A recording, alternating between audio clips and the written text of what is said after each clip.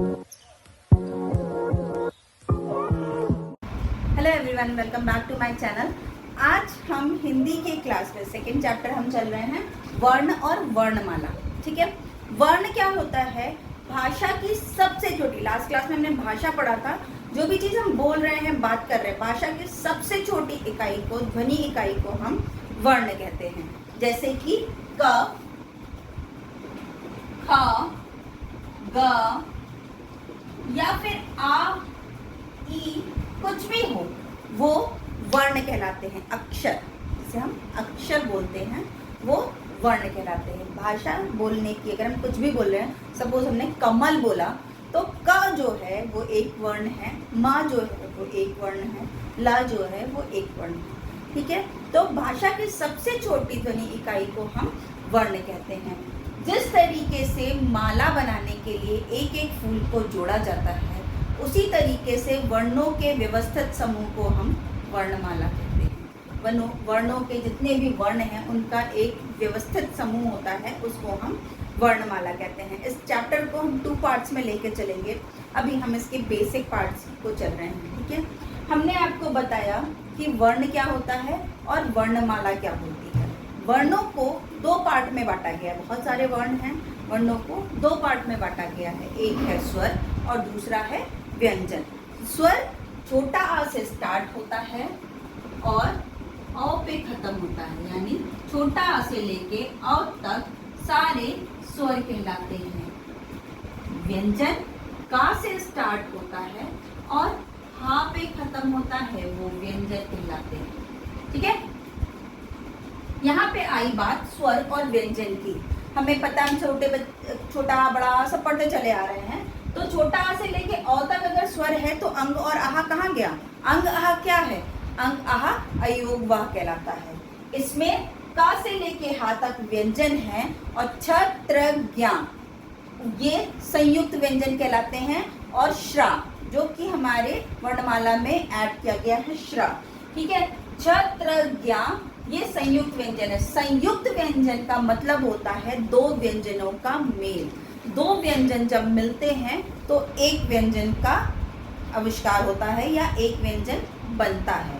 यहाँ पे क और श मिलके, षटकोण वाला श है, श मिलके छत बनता है। ता और रा मिलके त्रा बनता है। ज और या मिलके ज्ञा बनता है। श और रा मिलके श्रा बनता है। ये सारे, यानी कि ये 4 जो हैं वो संयुक्त व्यंजन कहलाते हैं। इतनी बात आपको समझ में आ गई? हम आपसे एक चीज पूछते हैं कि ऐसा कौन सा अक्षर है जिसका इस्तेमाल हम सबसे ज्यादा करते हैं हर एक अक्षर के साथ। इसका आप हमें आंसर कमेंट बॉक्स में दीजिएगा। ऐसा कौन सा अक्षर है जिसका इस्तेमाल हम सबसे ज्यादा अपने डेली रूटीन में सबसे ज्यादा बोलते हैं? जब भी हम बोलते हैं, जो भी हम बोलते हैं, उसमें सबसे ज्यादा यूज कौन से अक्षर का, कौन से वर्ण का होता है? ठीक है, अभी यहाँ पर हम चैप्टर चल रहा है हमारा। चैप्टर में हमने स्वर और व्यंजन की बात कर दी।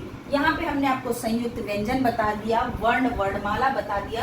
ठीक है, अभी ये आपको एक पार्ट और बताते हैं कि का जो हमारा स्वर है, जब वो हमारे व्यंजन के साथ जुड़ता है, क्योंकि हमारा जो व्यंजन है वो बिना स्वर के तो अधूरा है।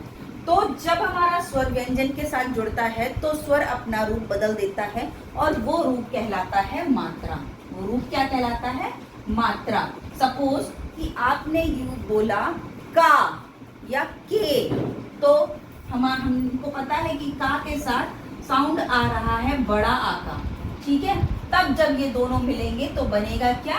का, यानी कि स्वर ने अपना रूप बदला और ये आके बन गई मात्रा, आ की मात्रा। की, का के साथ ई का साउंड आ रहा है तो का के साथ स्वर लगेगा ई का। तो जब का के साथ ई का साउंड लग रहा है, स्वर लग रहा है, तो जब वो आके व्यंजन में यानी का के साथ मिलेगा तो वो बनेगा की। कोई भी व्यंजन बिना स्वर के पूरा नहीं होता है। स्वर की सहायता से ही व्यंजन पूरा होता है। स्वर होते हैं वो जिनको किसी दूसरे वर्ण की सहायता लेने की जरूरत नहीं होती है। व्यंजन वो होते हैं जो कि स्वर के बिना अधूरे होते हैं और उन्हें पूरा करने के लिए स्वरों की सहायता लेनी पड़ती है। ठीक है, यहाँ तक बात आ गई स्वर और व्यंजन की। वर्ण और वर्णमाला की। नेक्स्ट क्लास में हम आपको इन्हीं स्वर के अलग अलग पार्ट्स और व्यंजन के अलग अलग पार्ट्स के बारे में डिस्कस करेंगे। वर्णमाला बहुत बड़ा है, आपको समझने के लिए बहुत टाइम लगेगा। ये क्लास के अकॉर्डिंग चल रहा है, तो अभी मैंने बेसिक लेके चला ताकि आपको ये समझ में आ जाए कि वर्ण होता क्या है, वर्णमाला क्या होती है, स्वर क्या होता है, व्यंजन क्या होती है, और जो स्वर से अलग होते हैं, व्यंजन से अलग होते हैं, उन्हें हम क्या कहते हैं। ठीक है, इतना पार्ट आई होप आप लोगों को समझ में आ गया हो। मैंने जो क्लास के बीच में आपसे क्वेश्चन पुटअप किया था वो मैं फिर से आपसे पूछ रही हूँ कि वो कौन सा अक्षर है जिसका इस्तेमाल हम अपनी भाषा में सबसे ज़्यादा करते हैं, उसको कमेंट बॉक्स में लिख कर दीजिए। Thanks so much.